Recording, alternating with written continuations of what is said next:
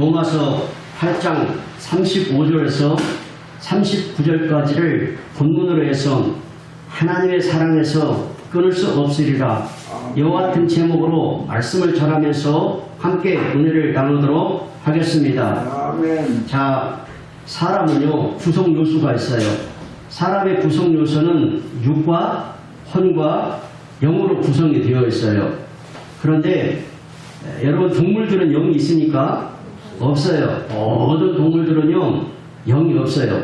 천사도 영이 있고 귀신도 영이 있고 하나님도 영이 있듯이 사람만이 영이 있습니다. 그런데 사람은 두 번 태어나게 되어집니다. 모두가 다 두 번 태어나는 것은 아니지만 두 번 태어난다고 하는 것은 무엇이냐면 사람의 육신이 있지요. 육과 혼과 영이 있다고 그랬죠. 육신은 부모에게서 태어난 것이고 영은 성령과 하나님 말씀으로부터 거듭나게 되는 줄 믿습니다.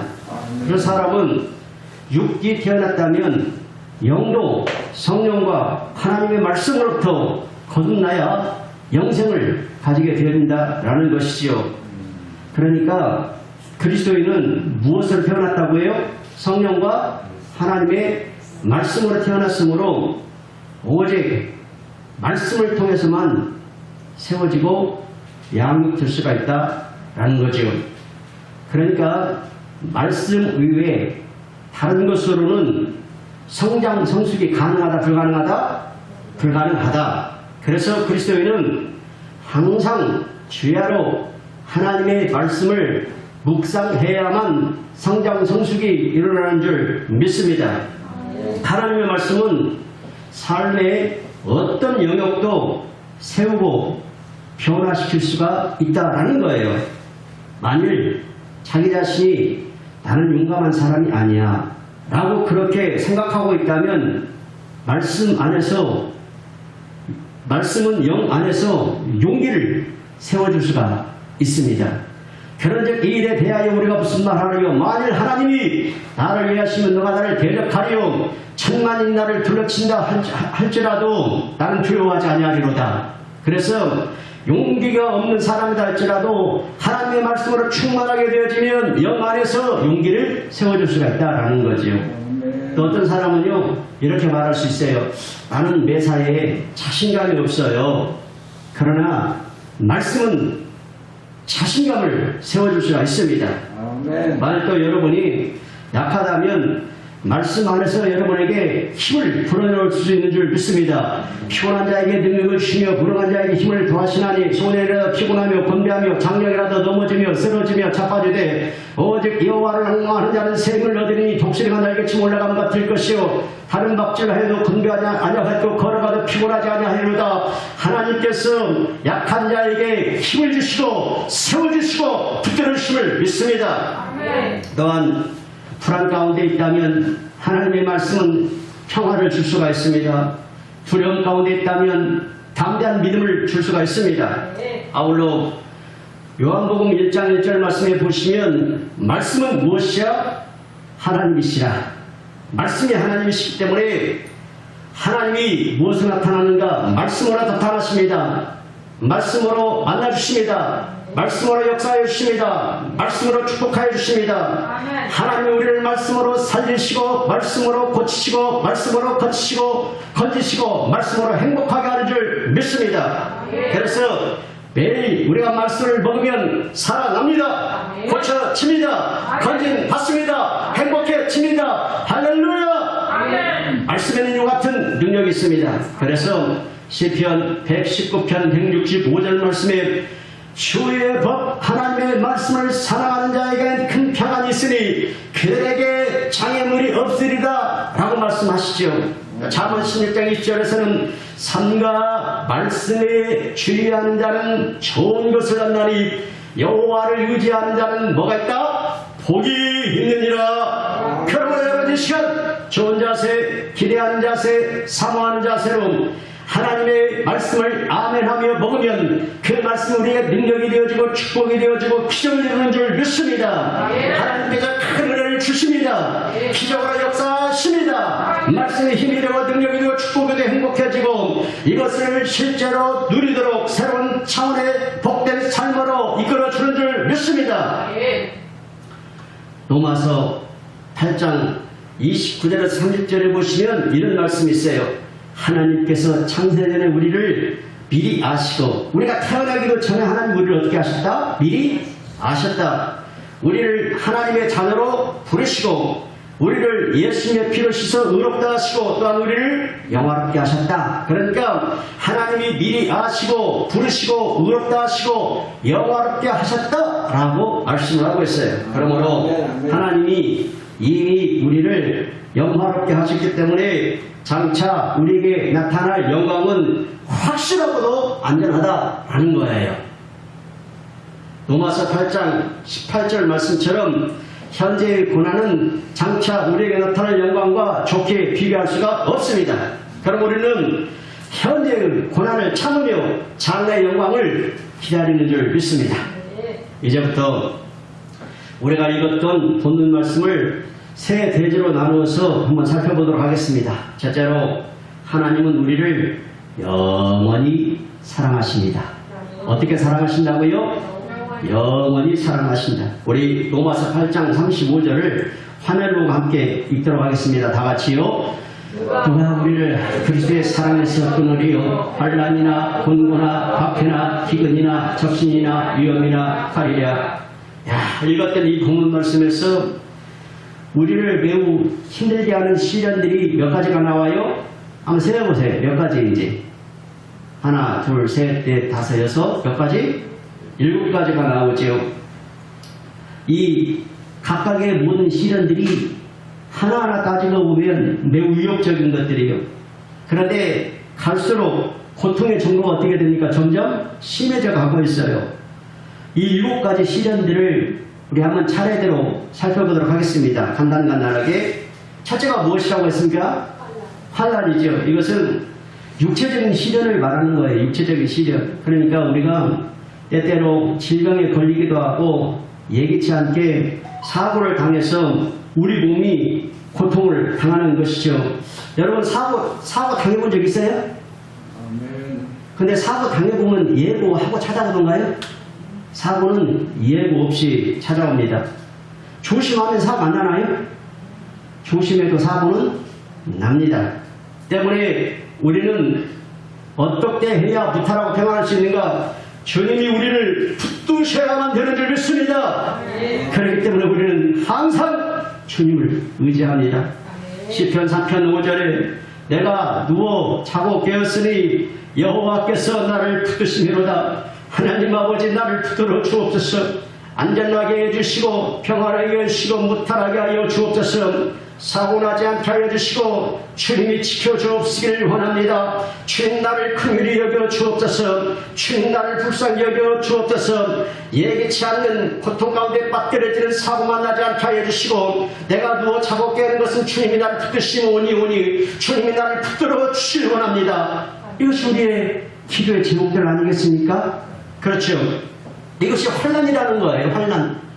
우리에게 시련들이 있는데 환난의 시련이 있다. 환난의 시련은 육체적인 시련을 말한다. 둘째는 무엇이죠? 곤고이다. 곤고. 이것은 정신적인 시련을 말합니다. 우리가 살다 보면요 이런 저런 이유로 심적인 고통을 당할 때가 참 많아요. 마음이 허전하고 우울하고 삶의 의욕이 다운되어지고 저하가 되어지는 거예요.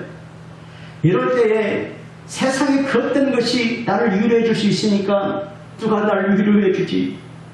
누가 이 허전한 마음 가운데 무엇으로 채워주지? 누가 나를 위로해 줄까? 나의 영원한 기쁨이신 주님뿐이신 줄 믿습니다. 주님만 우리를 위로해 줄 수가 있다. 셋째는 무엇인가? 박해이죠. 박해는 신앙 때문에 오는 시련인데 그 결과 오는 시련이 쭉 열거되어 있어요. 신앙 때문에 오는 시련으로 네 번째 기근과 다섯 번째 적신이라는 거예요. 적신. 예컨대 박해를 받게 되면 지금 박해의 시대가 아니잖아요. 박해의 시대 때 박해를 받게 되면 신앙을 고수하다가 이 신앙의 절기를 지키다가 감옥에 갇히게 되면 제대로 먹지 못하죠. 이 기근이에요, 기근. 제대로 입지를 못합니다. 적신 벌거벗은 몸입니다. 여섯째 시련은 무엇입니까? 위험이죠, 위험. 각종 협박에 시달리는 것을 말하는데 때로는 신앙 때문에 살해의 협박을 받을 수도 있어요. 여러분 신앙이 아니다 할지라도 여러분 협박 받아보신 적 있으세요? 얼마나 무서워요. 저는요 협박까지는 안 받아봤는데 빚독촉은 많이 받아봤어요. 야, 빚독촉을 많이 받아봤는데 카드값이니 무엇이니 막 해서 빚독촉을 받게 되면 어떨 때는요 전화 벨이 다 울리지 않으면 깜짝깜짝 놀랍니다. 예, 빚독촉을 좀 받다 보면은 전화 벨소리가 왜 이렇게 무서운지 깜짝깜짝 놀랄 때가 있어요.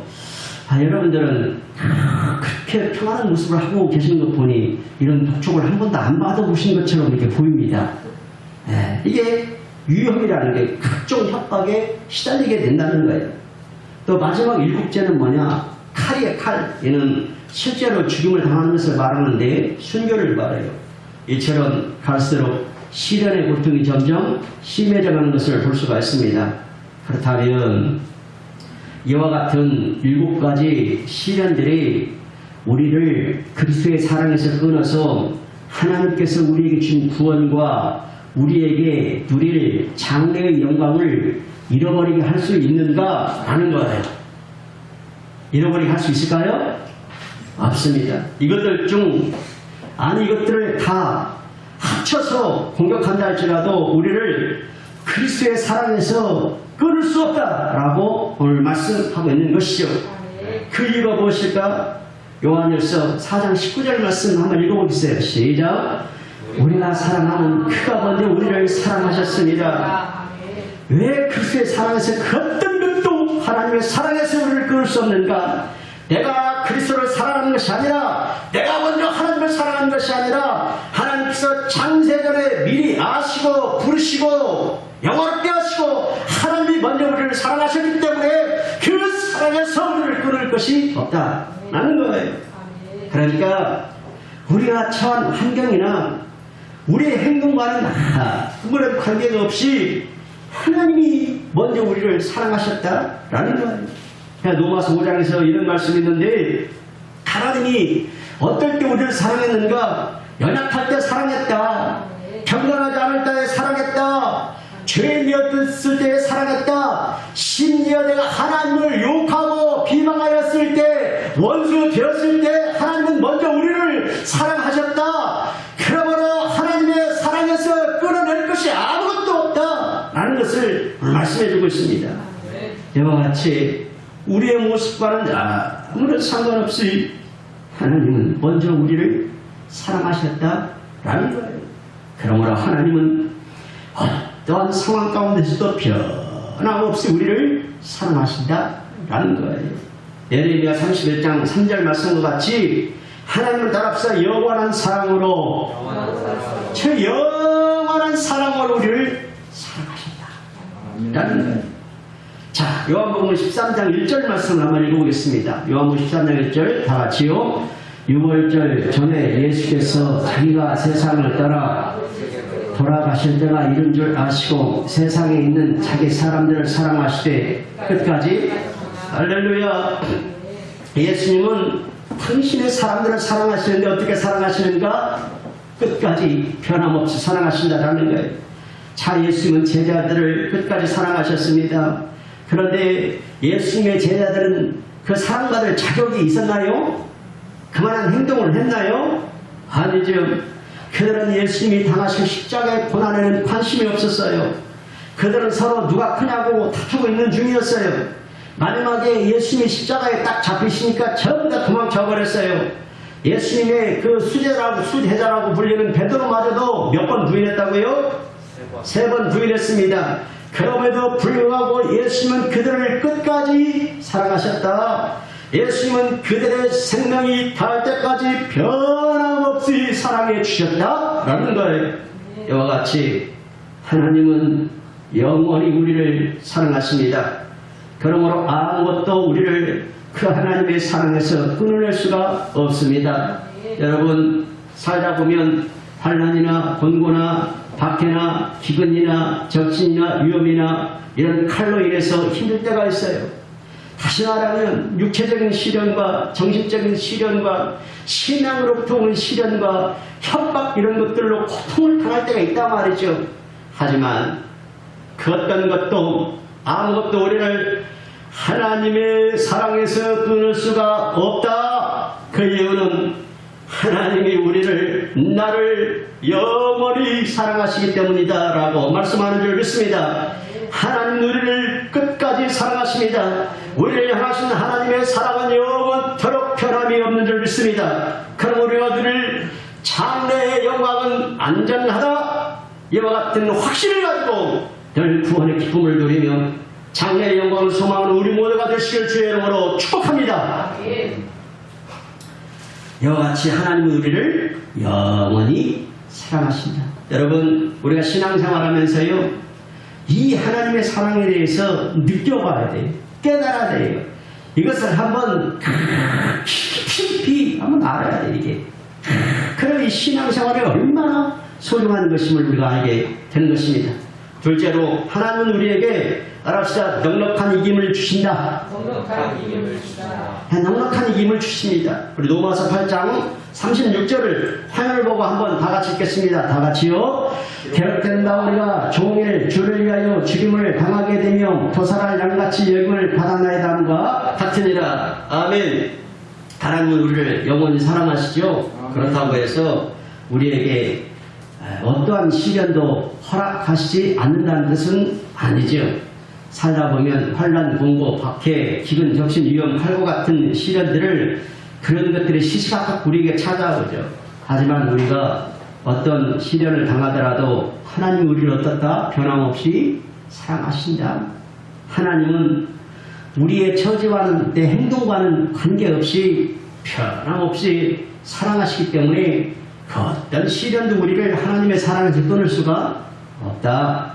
사실 하나님이 우리를 사랑하시는데도 우리가 시련을 당하는 것은 전혀 새로운 일이 아니고 또 놀랄 일도 아니라는 거예요. 하나님이 사랑하는 거하고 시련과는 뭐 다른 거예요. 이게 하나님이 사랑하신다 할지라도 시련은 오고 있다라는 것이죠. 자, 그러면 왜 그런가? 이 말씀에서 기록된 바 하나님의 말씀인 성경이 이미 기록되어 있다. 이게 바로 시편 44편 22절 그 말씀을 지금 로마서에서 인용하고 있는 거예요. 우리가 종일 주를 위하여 죽임을 당하게 되며 쭉 나오죠. 우리가 종일 그러니까 시련은 일순간에 끝나지 않는다. 온종일 계속되었다. 주를 위하여 죄가 있어서 시련당하는 것이 아니라 뭐 때문에 시련당한다? 주를 위하여 시련을 당하고 고난을 당하고 십자가를 지게 되는 것이다 라는 거예요. 또 죽임을 당하기까지 되었다. 주를 위하여 순교의 자리까지 가게 되었다. 도살할 양같이 여러분 도살할 양이 얼마나 처량하고 힘이 없고 처절해요.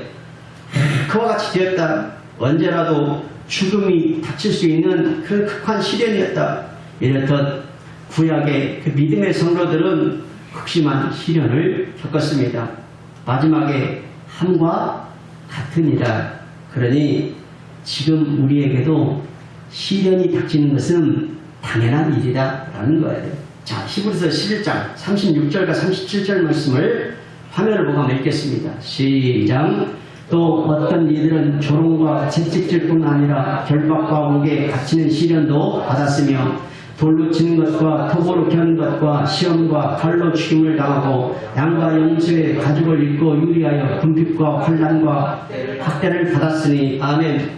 구약의 성도들 중에도 종일 주를 위하여 죽임을 당하게 되고 도살을 당하는 양같이 여김을 받은 사람들이 많았다는 거예요.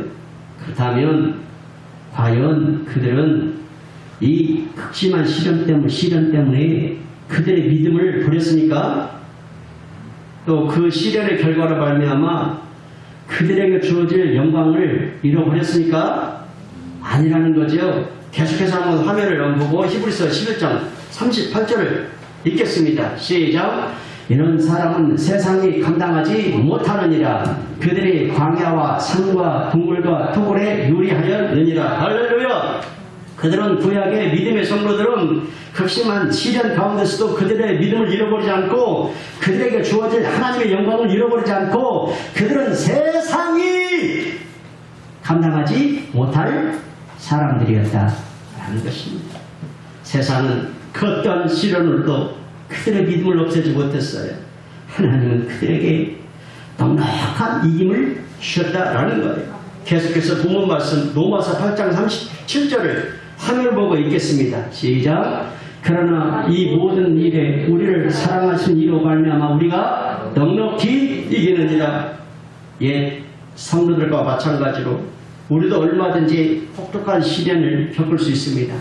하지만 그러나 이 모든 일에 앞서 말한 여러 가지 시련들이죠. 모든 일은 환난, 공고, 핍박, 기근, 적신, 위험, 칼, 우리도 이런저런 시련을 겪을 수 있죠. 하지만 아무리 혹독한 시련이다 할지라도 우리의 믿음을 없앨 수 있다 없다? 없다.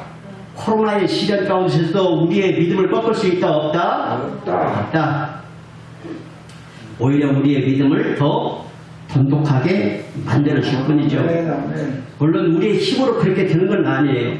무엇으로 그렇게 되는가? 우리를 사랑하신 이로 말미암아 하나님의 사랑으로 말미암아 우리의 믿음이 더 깊어지고 돈독해져 간다라는 거예요.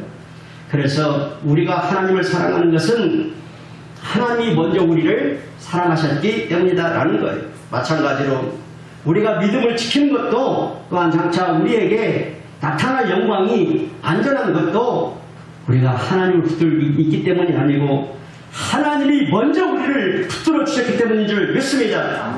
여러분, 우리가 시련을 당하고 있을 때 하나님은 그저 바라보고 계실까요? 아니죠.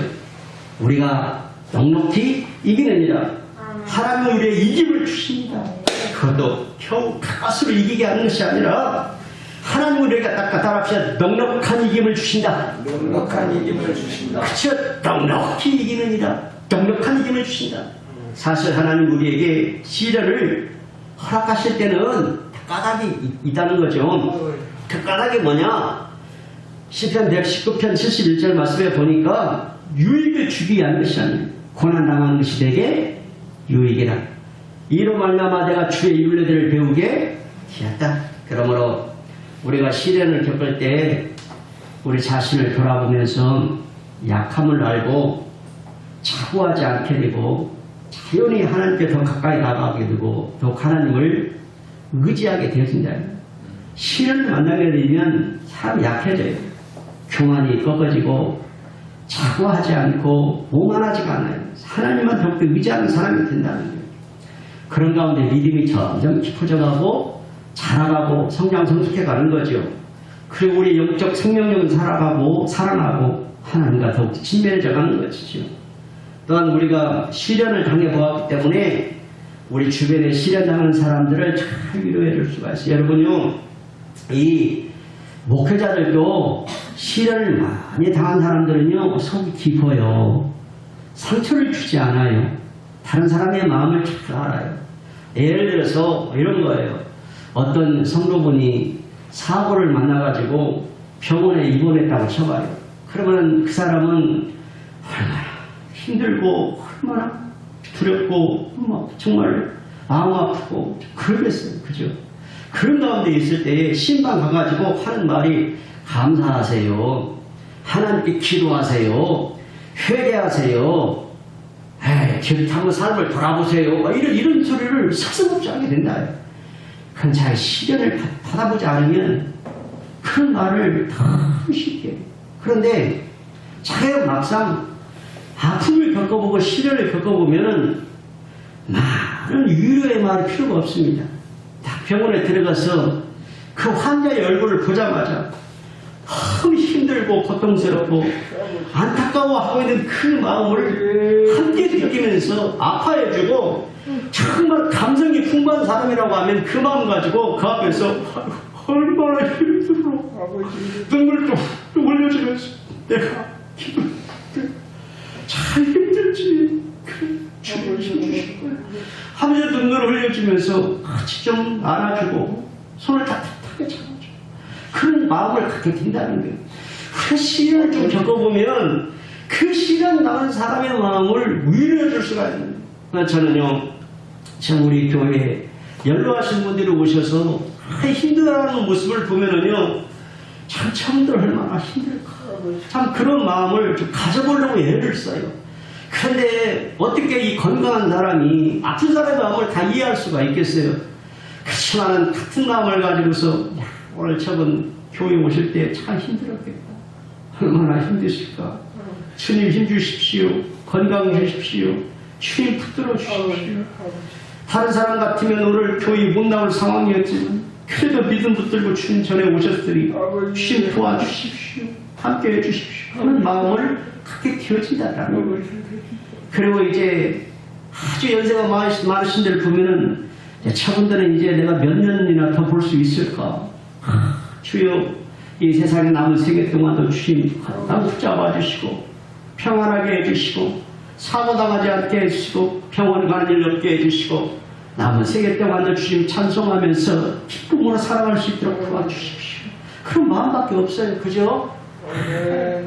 그래서 우리가 시련을 당하는 것이 고난을 당하는 것이 나쁜 것이 아니고 그걸 통해서 신앙이 성장해야 하고 성숙해져 간다는 거예요. 그래서 다른 사람들의 마음을 알아줄 수가 있고 내가 사랑의 사람이 되어지고 품어줄 수 있고 그런 사람이 되어진다는 거예요. 아울러 이 고난이 우리에게 주는 유익이 뭐냐? 고린도후서 4장 17절 말씀 한번 읽어봐요.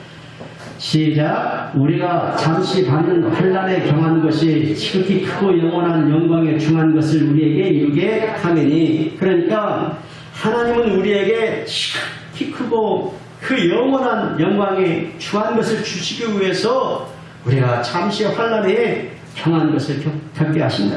그렇다면 성도 여러분, 어떤 시련을 당하고 계십니까? 우리가 아무리 혹독한 시련을 당할지라도 우리를 사랑하시는 하나님이 우리를 끈히 붙들어 주심을 믿습니다. 뿐만 아니라 하나님이 우리를 사랑하시는 하나님이 우리에게 따라합시다. 넉넉한 이김을 주신다. 넉넉한 이김을 주십니다. 어떤 시련도 우리의 믿음을 없애지는 못할 겁니다. 그러므로 우리에게 넉넉한 이김을 주시는 하나님께 깊이 감사하며 하나님을 더욱 힘있게 의지하는 우리 모두가 되기를 바랍니다. 아멘. 셋째로 하나님은 우리를 끝까지 지키십니다. 우리 한번 말씀을 보지요. 로마서 8장 38절 39절. 자, 시작. 내가 확신하노니 사망이나 생명이나 천사들이나 권세자들이나 현재일이나 장래일이나 능력이나 높음이나 기쁨이나 다른 어떤 피조물이라도 우리를 우리 주 그리스도 예수 안에 있는 하나님의 사랑에서 끊을 수 없으리라. 아멘.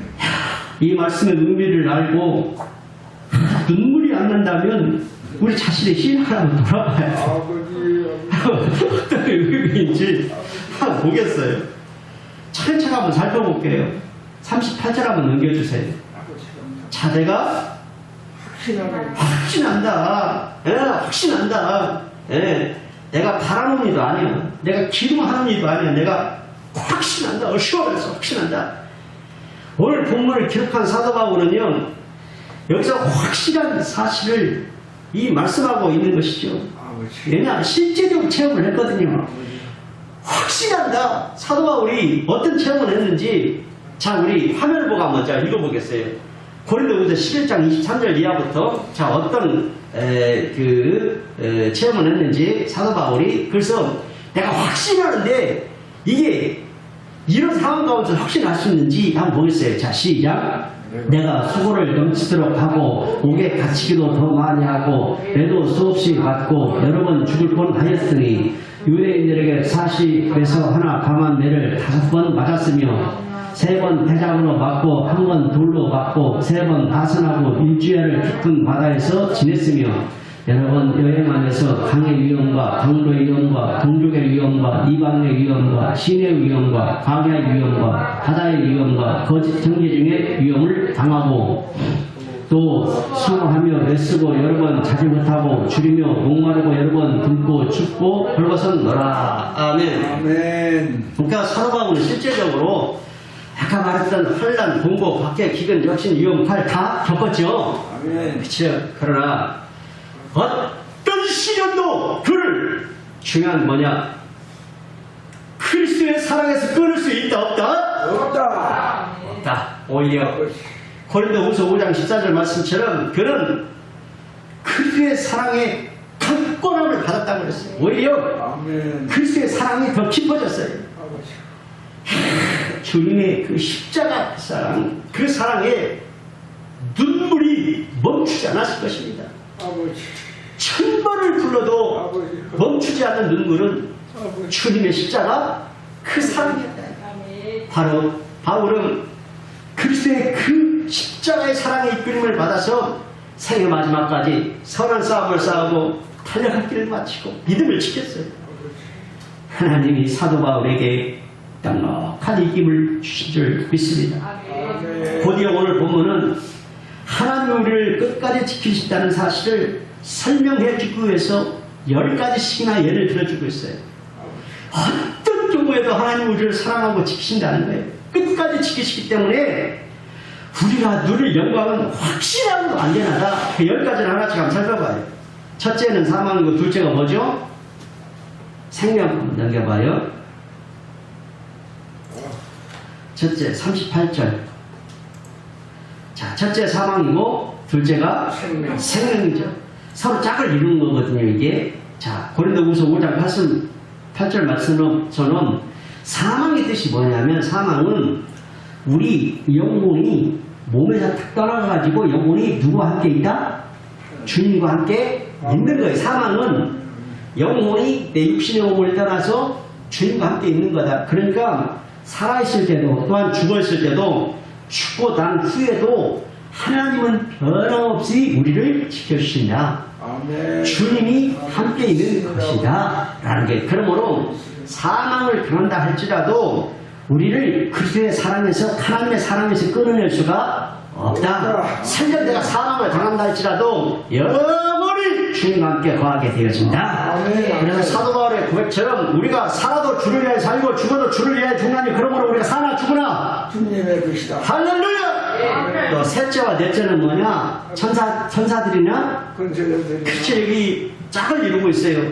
이 권세자들은 이 타락한 천사들, 그 귀신을 말하거든요. 그러니까 선한 천사들이든 악한 천사들이든 어떤 영적 존재도 우리가 들을 영광을 빼앗지 못한다. 하나님 우리를 지키시기 때문이다. 또 다섯째와 여섯째도 짝을 이루죠. 현재 일과 장래 일이지요. 하나님은 과거에도 우리를 지켜주셨습니다. 아멘. 마찬가지로 현재에도 지켜주시니까 아멘. 그러면 장래에도 계속 지켜주시니까 아멘. 그러므로 우리가 누릴 영광은 확실하고도 안전하다. 아멘. 일곱째는 능력인데 단독으로 나왔거든요. 앞서 말씀한 천사들, 권세자들 뭐 이런 초자연적인 능력을 행하는 존재들 뿐만 아니라 이 세상에서 어떤 능력과 권세를 가진 자도 우리에게 주어진 영광을 빼앗을 수가 있다 없다? 없다. 왜 그런가? 하나님 우리를 지키시기 때문입니다. 아멘. 아멘. 여덟째와 아홉째는 높음과 깊음 다시 짝을 이루고 있죠. 하나님은 높은 하늘에도 계시고 수월에도 계시고 따라서 우리가 어디로 가든지 하나님 그곳에 계시면서 우리를 여전히 지키신다. 우리가 주신 자도 여호와시고 취하신 자도 여호와시니까 우리가 높아질 때도 있지만 낮아질 때도 있다. 하나님 우리가 어느 곳에 있다 할지라도 하나님이 나와 함께 하시고 나를 지켜주시고 도와주시고 이끌어주시고 역사하신다. 그러므로 사망이 없지만 골짜기와 탕자라도 해를 들어야 하는 것은 주께서 나와 함께 하시리라. 주의 지팡이와 막기가 날 아니하시나이다. 여호와는 나의 목자시는 내게 부족함이 없으리로다. 할렐루야. 나의 힘이신 여호와여 내가 주를 사랑하나이다. 이와 같은 고백과 믿음이 우리를 착하게 이루는 주의 이름으로 축복합니다. 마지막 10번째는 뭐냐? 다른 어떤 피조물이죠. 하나님 의외의 모든 것은 피조물이죠. 지금까지 열거한 것들에 속하지 않은 다른 어떤 피조물도 장차 우리에게 나타날 영광을 막지 못한다. 요한복음 10장 29절 말씀과 같이 만우보다 크신 하나님 우리를 붙들고 계시기 때문이다 라는 거죠.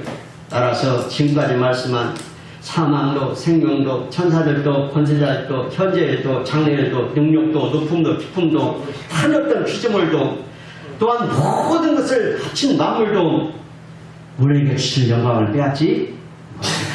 왜냐하면 우리를 지키시는 하나님이 만유보다 크시기 때문인 줄 믿습니다. 그러면 왜 하나님은 우리를 사랑하시며 우리에게 이김을 주시고 우리를 지키실까? 오늘 본문 끝부분에 있는 말씀으로 답을 주고 있습니다. 자, 한번 읽겠어요. 39절 시작. 노동이나 기쁨이나 다른 어떤 기술이라도 우리를 우리 주 그리스도 예수 안에 있는 하나님의 사랑에서 끊을 수 없느니라. 자, 우리를 우리 주 그리스도 예수 안에 있는 하나님의 사랑에서 끊을 수 없다. 오직 한 가지 이유밖에 없어요. 우리가 우리 주 그리스도 예수 안에 있기 때문이다. 그렇습니다. 하나님 우리를 사랑하시고 우리에게 이김을 주시고 우리를 지키시는 것은 우리에게 어떤 공로가 있어서가 아니라 우리가 바로 어디에 있기 때문이다. 예수님 안에 있기 때문이다. 그러니까 하나님은 예수님의 의를 보시고 예수님 안에 있는 우리를 사랑하시며 우리에게 이김을 주시고 우리를 지키시는 것이다 라는 거예요. 그렇다면 왜 어떤 사람은 교회를 잘 다니다가 교회를 떠나게 될까 이런 의문을 가질 수가 있죠. 왜 어떤 사람은 교회 잘 다니다가 떠나게 되지? 그 답을 요한일서 2장 19절에서 말씀하고 있어요. 답 한번 읽어보겠습니다. 시작. 그들이 우리에게서 나갔으나 우리에게 속하지 아니하였나니 만일 우리에게 속하였더라면 우리와 함께 거하였으려니와 그들이 나간 것은 다 우리에게 속하지 아니함을 나타내려 함이니라.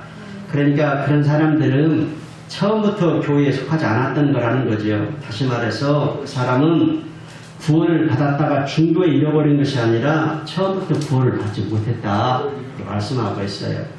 이런 사람은 예수님의 비유 가운데 나오는 돌밭에 떨어진 씨와 같아요. 씨를 딱 뿌리면 싹이 나와요. 신앙이 있는 것 같이 보여요. 그러나 뿌리가 없기 때문에 해가 탁 떠오르면 탁 갈라버려요. 마찬가지로 진짜 믿음이 아닌 피상적인 믿음은 환난이나 박해나 이런 것들이 오면 견디지 못하고 없어져 버려요. 하지만 예수님 안에 있는 우리는 확신합니다. 첫째로 하나님은 우리를 영원히 사랑하십니다. 둘째로 하나님은 우리에게 넉넉한 이김을 주십니다. 셋째로 하나님은 우리를 끝까지 지키십니다. 그러므로 장차 우리에게 나타날 영광은 영원토록 안전합니다. 그러므로 사랑하는 성도 여러분, 오늘 우리가 이 귀한 말씀을 받았습니다. 받은 말씀 그대로 믿읍시다. 그러니 오늘 한 주간도 말씀에 굳게 서서 하나님을 경외하고 예수님과 동행하고 성령님의 인도하심을 따라 하나님께 영광 돌리며 사는 우리 모두가 되기를 축원합니다. 두 손 반쯤 들겠습니다.